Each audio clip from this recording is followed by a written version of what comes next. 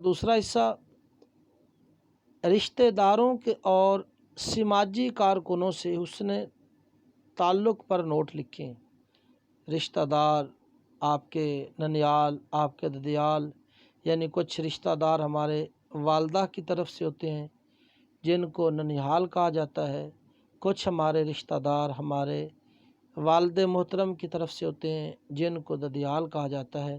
تو ان کے ساتھ ہمارے تعلق کیسے ہونے چاہیے؟ ایک دوسرا اسی میں سوال ہے سماجی کارکنوں سے حسن تعلق پر نوٹ لکھیں۔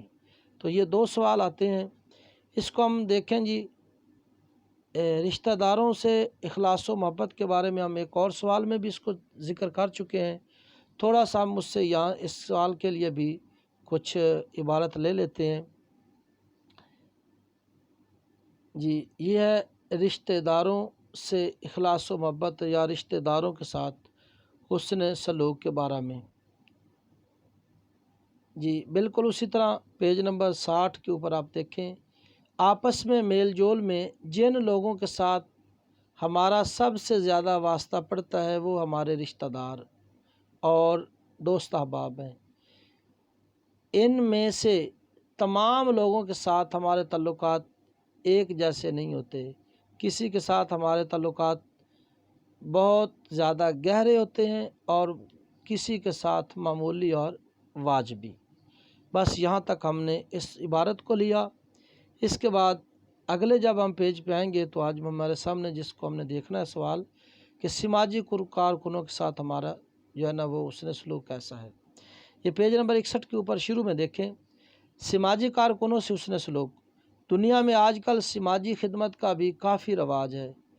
بہت سے خدا کے بندے خالص انسانی بھلائی اور اللہ تعالیٰ کی رضا کے لیے مصیبت زدہ اور ضرورت مند بھائیوں کی خدمت میں مصروف ہیں، لیکن یہاں بھی منافقت نے راہ پا لی ہے۔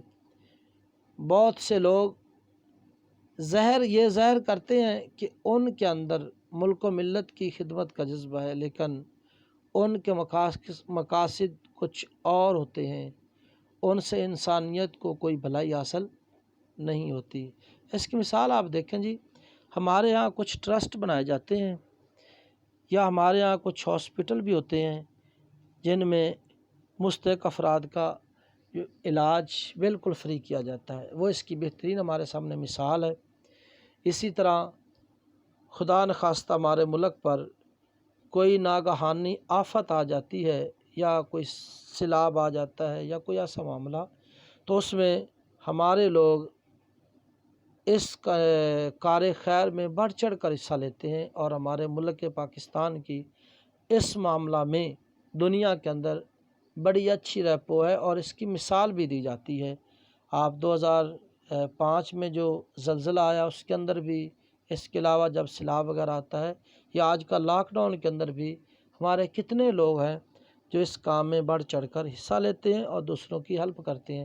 اس کی مثال آپ نے دیکھنی ہو تو ایک چھوٹا سا دکاندار، ایک تندور والا، اس نے بھی تندور کے اوپر لکھا ہوتا ہے کہ مستحق افراد کو یہاں سے فری روٹی ملتی ہے۔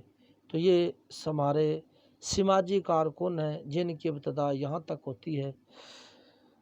تو یہ مثال دیکھنے کے بعد جی یہ کچھ لکھ لیں، اپنے الفاظ میں بھی آپ اس کو چینج کرنا چاہیں تو کر سکتے ہیں جی۔ آگے چلیں، یہ اسی سوال کا دوسرا حصہ ہے۔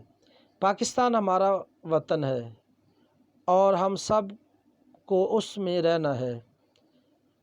اس کی عزت اور ترقی ہی میں ہماری فلاح و کامیابی ہے، اور ہماری ترقی و کامیابی کا راز اسلام کے بتائے ہوئے دیانت اور راست بازی کے اصولوں میں سے ہے۔ راست بازی کے اصولوں میں ہے، یعنی ہماری ترقی کا راز۔ بعض لوگوں کا حال یہ ہے کہ وہ اپنے اہل وطن بھائیوں کو بھی دھوکہ دینے سے باز نہیں رہتے۔ نمونہ کچھ دکھاتے ہیں، چیزیں کچھ دیتے ہیں۔